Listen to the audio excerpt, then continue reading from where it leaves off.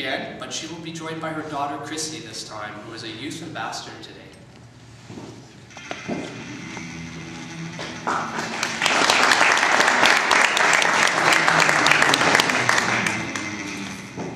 I like that music a lot. Whenever people hear that I have a child with type 1 diabetes, a series of questions usually follows. The first is, well, how did you find out? The second is, what causes diabetes? And the third is something along the lines of, oh, but as long as she has insulin, everything's okay, right? I smile at that last question because I used to believe that was true too. Krissy's the one who has diabetes, but the entire family lives with that diagnosis. As a family, we all know about carb counting, boluses, basals, low blood sugars, and all those other things that for some of you might have sounded quite foreign, but for those of us who live it every day, makes sense. But it wasn't always the case. I think I can speak for all of us when I say we were completely blindsided when we found out about her diagnosis. In fact, when I took Krissy to the doctor on April 25th, 2000, almost 8 years ago today, I thought I was describing the symptoms of the flu. I told the doctor that Krissy had been lethargic, that she hadn't been eating properly, that her color was off, that she'd been a bit cranky and irritable at times, that she had vomited without actually eating anything, and that she was completely dehydrated, drinking all the time. We were really lucky because my doctor heard what I was saying, and she said, you know what, you're probably right. It's probably just the flu, but let's do this one little test. And if it's nothing, I'll see you both in a week, and if it's something else, I'll call you back into the examining room. So she called us back into the examining room, and when my doctor walked in, she was crying. She was crying because she'd never diagnosed anybody as young as Krissy. And she was crying because she understood what it meant for Krissy's future. So what causes diabetes? Well, I'm not a medical professional, I don't pretend to be, but I'll give you sort of my understanding of what I think I've learned over the last 8 years. And that is, it's an autoimmune system disease. So when we get sick, our immune system kicks in and said, oh, those are really bad cells, we better kill those cells and get rid of them. And then it kills all the cells, we feel better, and then the immune system turns off. In Krissy's case, that didn't happen. For some reason, her immune system didn't turn off, and it turned to the cells in her body that produce insulin and said, those are really bad cells, we've got to get rid of them. And so literally attacked her insulin-producing cells so she doesn't have it in her body anymore, and she must take it by injection. So now that Krissy has insulin, does that make everything okay? Well, she's here today, so that's definitely okay. But as you've heard many times, insulin is not a cure. It's not some medicine that she can take and then miraculously we don't have to worry about the complications of diabetes. Having diabetes is like walking a tightrope. It's all about balance. If Krissy has too much insulin, then the danger is immediate. She runs the risk of losing consciousness and never waking up again. If Krissy doesn't have enough insulin, then the risks are in the future. She runs the risk of those complications that you saw about in the video. And this isn't something that a child, adolescent, really needs to be worrying about. And that's why we support JDRF, because of its commitment to finding a cure. Now, I'm going to leave you with a final story. We participated in our first Walk to Cure 7 years ago, and Krissy was only 5.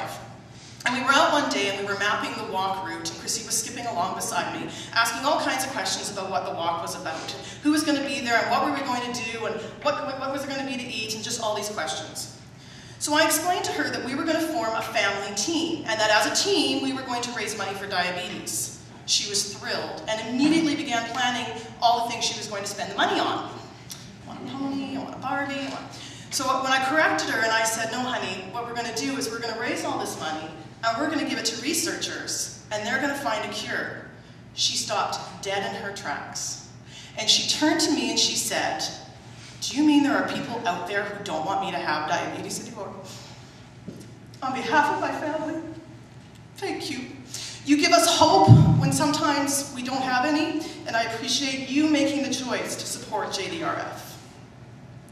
And now I'd like to introduce you to my daughter, Krissy Keyworth, and she's going to tell you what it's like from her perspective. Thank you.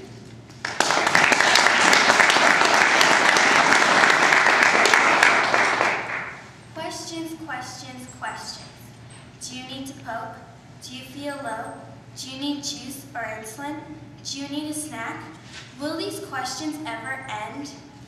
I was diagnosed with diabetes on April 25th, 2000, when I was 4.5 years old. What do you think having diabetes is like? Well, I'll tell you this. hard. You have to balance diabetes with everything else in your life. I always have to think about how much food I'm eating, how much exercise I'm getting, and how much insulin to take. I can never stop thinking about diabetes. I can't just pick something up and eat it like other people can. I always have to think about, I always have to check my blood sugar, count the carbohydrates in the food, and take insulin before I can eat anything. If that's not enough to have to think about these things all the time, I also have to worry about the complications of diabetes. I may only be 12 years old, but what I do now can affect my future. If my blood glucose is high for a long period of time, it can affect me when I'm really old, like when I'm 40. The worst part about diabetes for me is the needles. I hate needles, and I have to take injections all the time.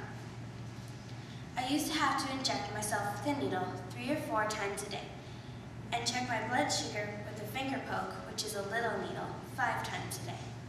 Now I have an insulin pump, which means I don't have to take daily injections anymore, but I have to wear it 24 hours a day. I also have needles because I have at least 4 blood tests a year. Do you like attention? Well, trust me, with diabetes, you get a lot of attention, and not always the kind you want. For me, diabetes means always having to explain myself.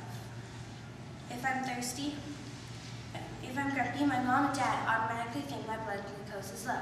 If I'm thirsty, they automatically think my blood glucose is high. Why can't I just be grumpy or thirsty?